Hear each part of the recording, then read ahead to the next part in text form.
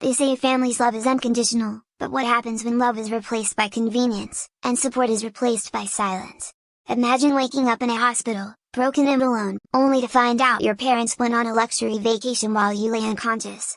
This isn't fiction, it happened to me. I'm sharing my story not just to vent, but to open eyes. Because sometimes, the worst betrayal doesn't come from strangers. If you've ever felt abandoned by the people who should care the most, stay with me. And if you find strength in stories like this, don't forget to subscribe. If someone had told me a year ago that a near-death experience would reveal my family's true colors, I wouldn't have believed them. I'm Emily, 29 years old, born and raised in New York. I'm a software engineer for a financial firm in Manhattan. Not to brag, but I make good money. 6 figures. Great benefits. No student loans. No debt. I worked hard for it. Really hard. My parents always said they were proud of me, but as time went on, I started noticing a pattern. A toxic one.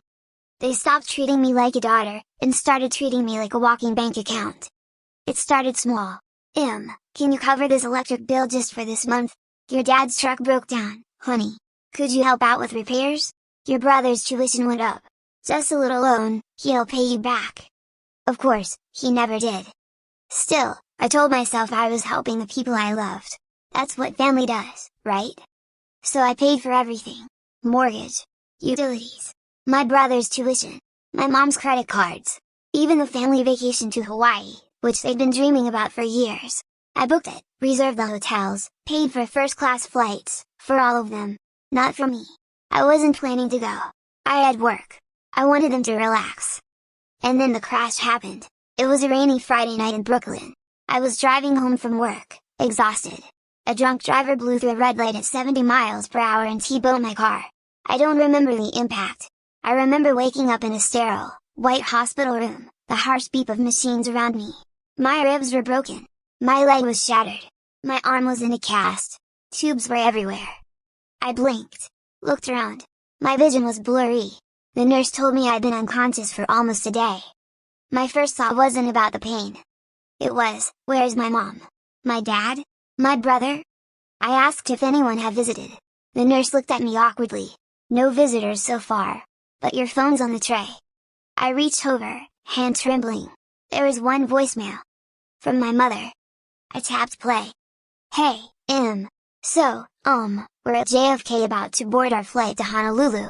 I know this is bad timing, but we've been planning this for so long and your brother's really excited. You're in good hands at the hospital, right? Don't call us while we're in Hawaii. We'll check in when we're back. Love you.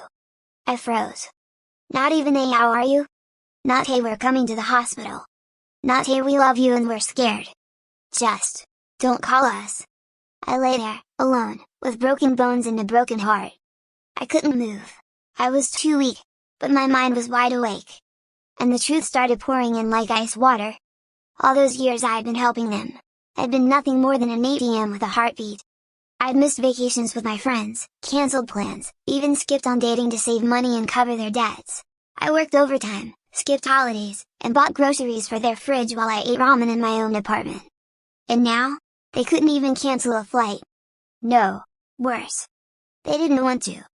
They saw my crash as an inconvenience to their vacation plans.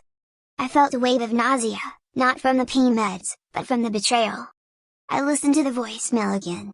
And not revenge out of cruelty. Revenge out of clarity. The next morning, I called my bank. Cancelled every card they had access to. I was the sole account holder on most of the cards they used. The mortgage, in my name. Utilities, paid through my accounts. I called the airline and cancelled their return flights. Since I had booked the tickets, I had control. I told them it was a medical emergency, and that I wouldn't be needing those seats anymore. Then I called a lawyer. I told him I wanted to separate financially and legally from my family. He helped me prepare a formal document revoking financial responsibility and filed a cease and desist to stop them from requesting credit in my name. He also helped me remove my name from the mortgage. It took some paperwork, but I made it happen. Then came the final touch. I left them a voicemail. Hi. I got your message. Thanks for the concern. You're right, I shouldn't bother you during your vacation. So I won't. You'll find your return flights cancelled, the credit cards frozen, and the mortgage payment stopped. You'll need to figure things out on your own from now on. I won't be paying for people who disappear when I'm in a hospital bed. Then I blocked them. Everywhere. They came back to New York 2 weeks later. I was told by my aunt that they were furious. My dad apparently tried to call me 37 times. My brother sent angry texts from new numbers. "You ruined our trip. You stranded us." I didn't respond. They had to borrow money from a family friend to buy new tickets. My mom maxed out her personal credit card, finally her own, to book a crummy motel when their hotel reservation expired. Back in New York, they found the house bills stacking up. And me? I'd moved out of my apartment and into a cozy, wheelchair-accessible unit uptown. A nonprofit helped me get temporary physical therapy services, and a kind neighbor brought me groceries without asking for anything in return. I used the time off work to rest, heal, and, most importantly, reflect. It hurt. God, it hurt to admit that my family only saw me as a bank. But slowly, I stopped feeling guilty. I had given enough. 6 months later, I was walking again. Not perfectly, but proudly. I met new people, kind, supportive, authentic people, at physical therapy, at a local book club, even on Bumble. One guy in particular, Mason, stayed by my side through the worst of my healing. He didn't care about my salary, my car, or my job. He cared about me. He brought soup, listened, helped me relearn stairs. One day, I told him everything, the accident, the voicemail, the betrayal, the revenge.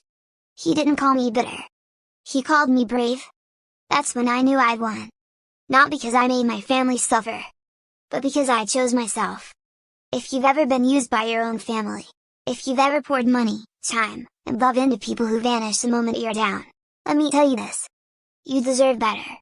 You deserve boundaries, peace, respect. My revenge wasn't about hurting them. It was about finally loving myself enough to stop bleeding for people who wouldn't even hand me a bandage. I'm not angry anymore. I'm just free. And in case you're wondering, no, they never apologized. And no, I'm never calling them back. If this story hit home for you, or reminded you of your own worth, subscribe to this channel. Because sometimes, the most powerful stories aren't about getting even, they're about walking away.